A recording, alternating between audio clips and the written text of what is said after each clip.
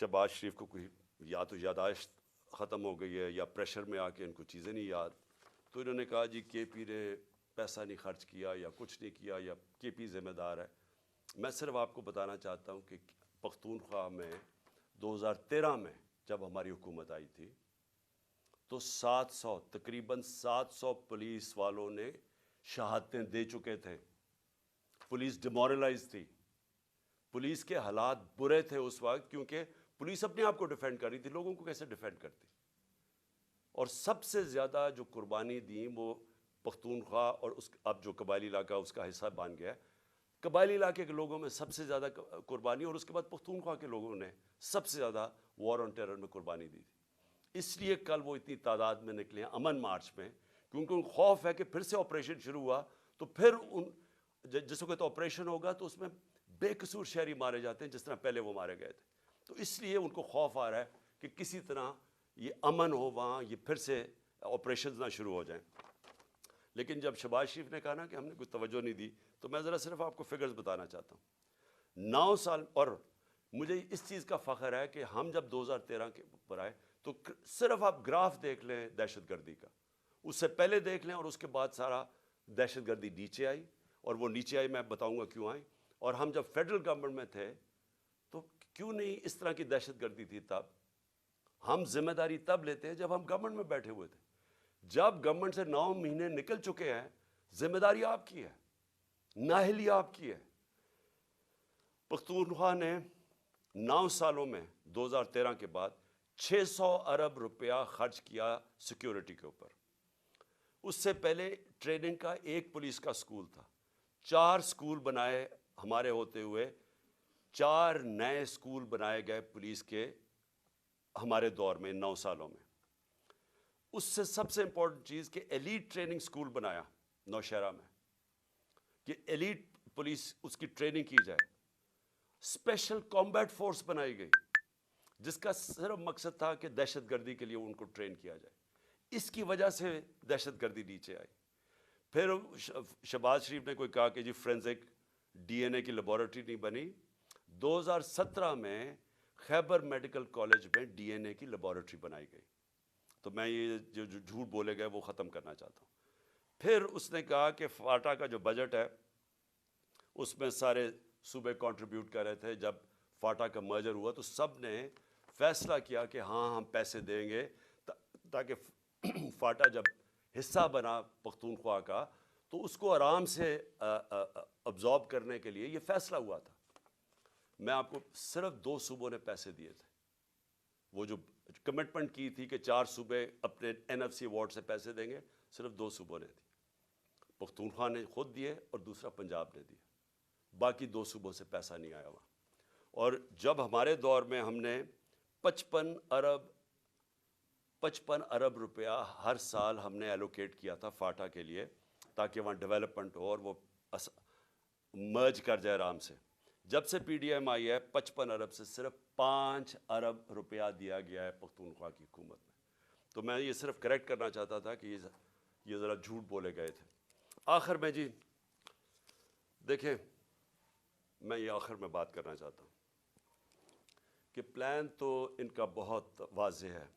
ये जो corrupt imported हुकूमत हमारे पर मुसल्लत की गई है और इनके पीछे जो हैंडलर्स हैं, इनके प्लान तो ये है कि कमज़ोर करके तहरीक इंसाफ को डरा धमका के लोगों को केसेस करवा के, और फिर बिल्कुल जब ये कमज़ोर हो जाए, और फिर इलेक्शन कमीशन इनके साथ मिली हुई है, वो हर किस्म की मदद कर रही है इनकी इलेक्शन की, और फिर केयर टेकर गवर्नमेंट्स ऐसी ले आएँ।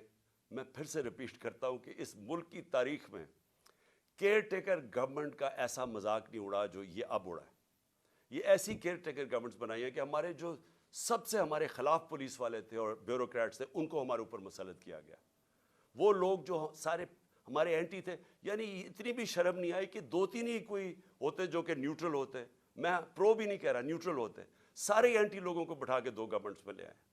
इलेक्शन कमीशन भी इनकी, केयर टेकर गवर्नमेंट्स भी इनकी, पीछे से जो मदद भी इनकी आ रही है, और उसके बाद केसेस करवा के और जेलों में डाल डूल के तो फिर ये इलेक्शन का प्लान बना हुआ है।